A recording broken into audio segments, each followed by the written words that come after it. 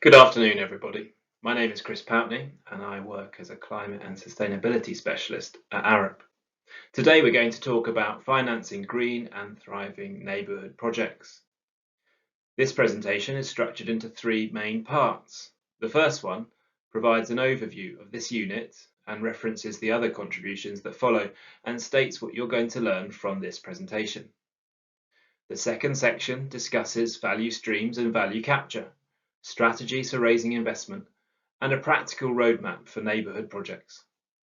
Finally, the last part summarises the main insights and the lessons learned.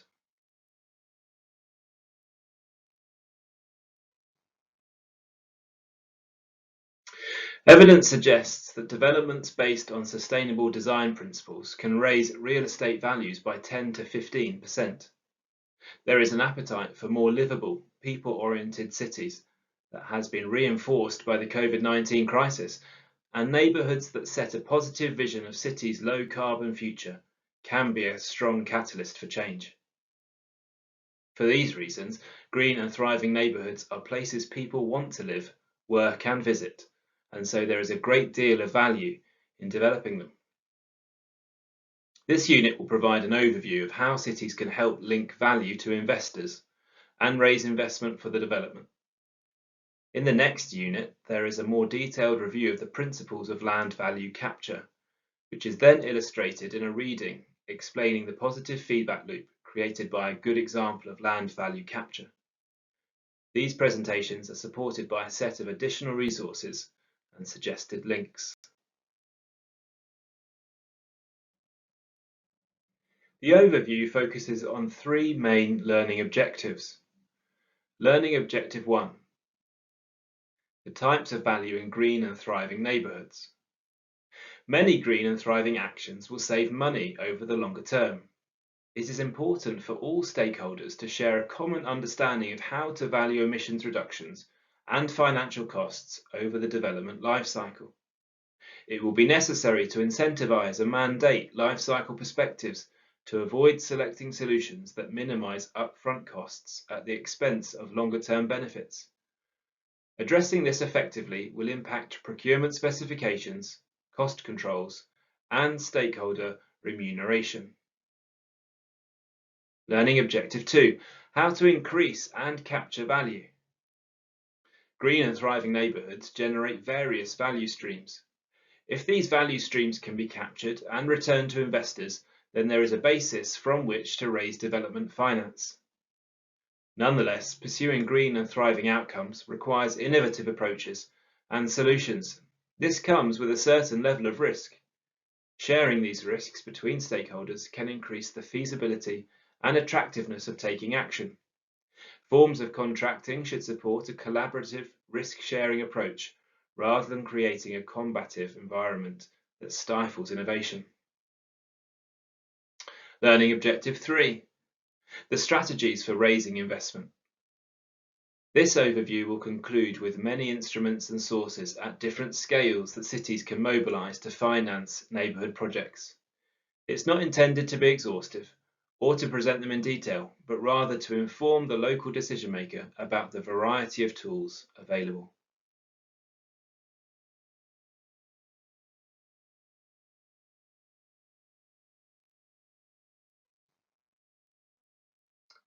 Green and thriving neighbourhoods generate a broad range of value.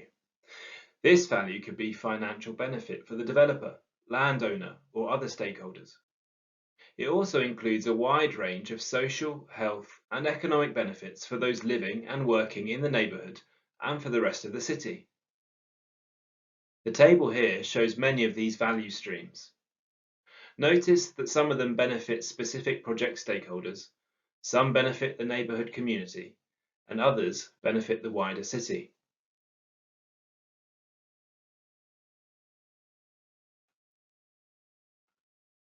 The design principles of a green and thriving neighbourhood provide opportunities to increase development value.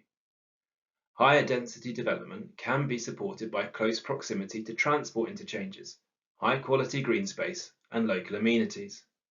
For example, transit-oriented developments in the United States that create walkable mixed-use development have a significantly higher rental yield per area than suburban equivalents.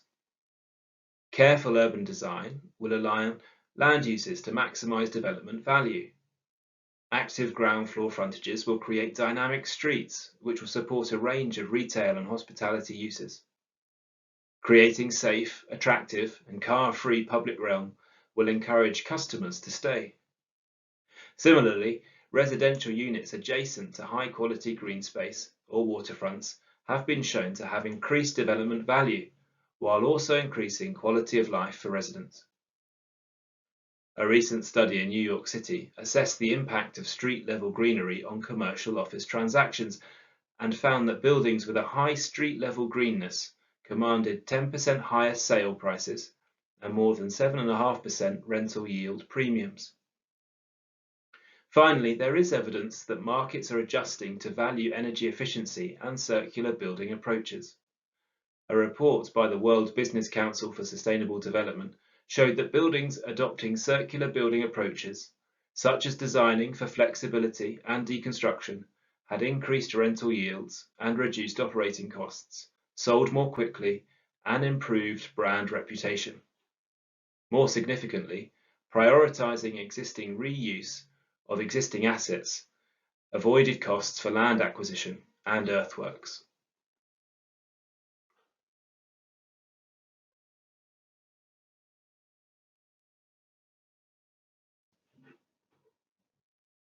While green and thriving neighbourhoods will generate value, the challenge is working out how to capture the various value streams in such a way that brings benefit back to public or private investors. This begins with identifying the types of value the neighbourhood will bring to each stakeholder group, then working to develop mechanisms that can create a positive feedback loop.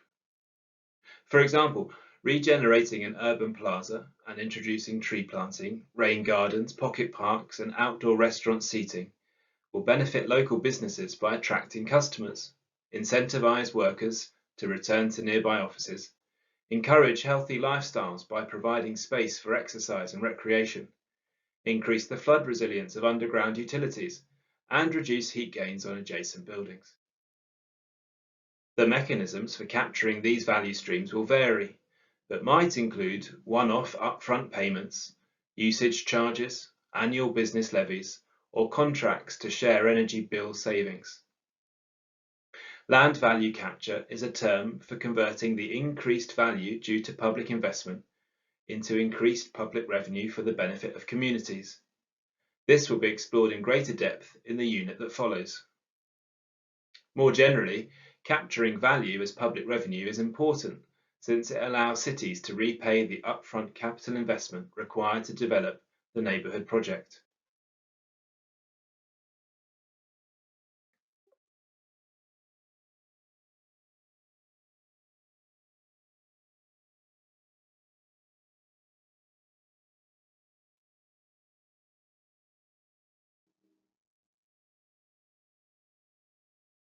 Many cities find delivering capital-intensive neighbourhood projects difficult.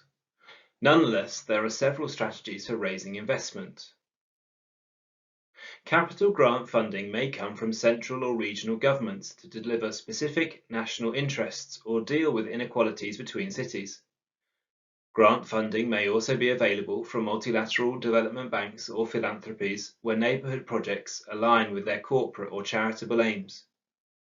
Often, grant funding will need to be matched by city-led investment, although sometimes the matching criteria will be adjusted based on local factors, such as average income.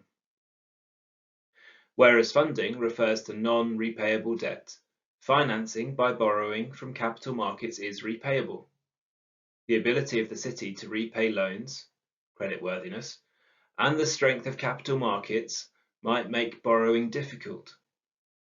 In any case, the golden rule is that borrowing proceeds must only be spent on capital investment, not to make up shortfalls in city revenue budgets. Financing can be raised using mechanisms such as municipal bonds, institutional investors, bank loans, and equity markets. Longer-term, patient capital will be available at lower interest rates, but may be limited to less risky projects. Borrowing for neighbourhood development can be considered an equitable approach since it spreads investment cost over future generations or beneficiaries. Since financing needs to be repaid, fair and effective taxes or fees will need to be adopted. Partnership is closely related to financing, particularly through public-private partnerships. In this case, a private developer will contribute to the neighbourhood development at risk on the basis of a financial return or a land transfer or some other remuneration. The intention with PPPs is to combine the delivery efficiency of the private sector with the vision and local expertise of the city government. Research has shown that when local authorities collaborate, they are twice as likely to deliver effective climate action. It might also be possible to consider public-public collaboration, whether with another public authority or with a community group. These approaches have been used effectively to create neighbourhood heating systems or community-owned renewable energy companies.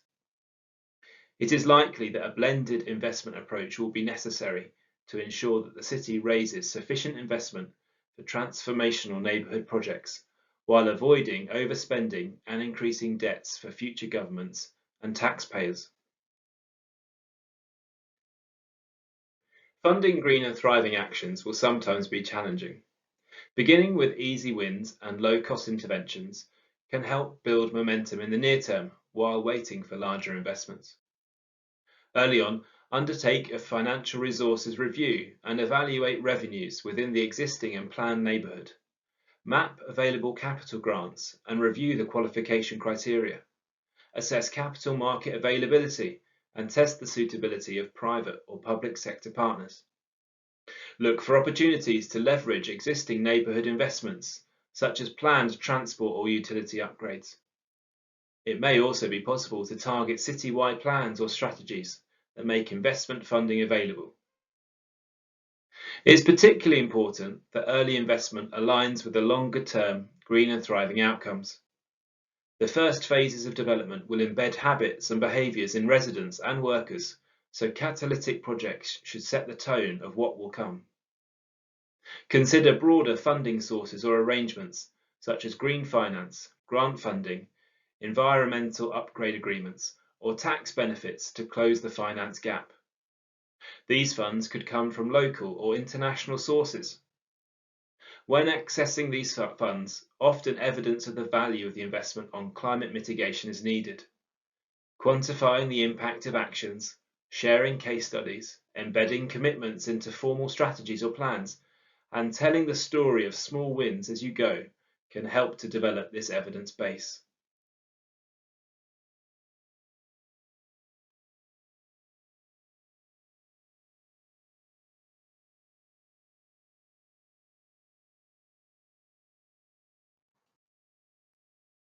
To sum up, the presentation provided the following insights. Public investment in green and thriving neighbourhoods creates value streams for a wide range of stakeholders. Cities need to create mechanisms that capture value as public revenue to repay upfront capital investment. And lastly, investment may come from grant funding, repayable finance, or partnerships, and cities should pursue a financially sustainable blended investment approach.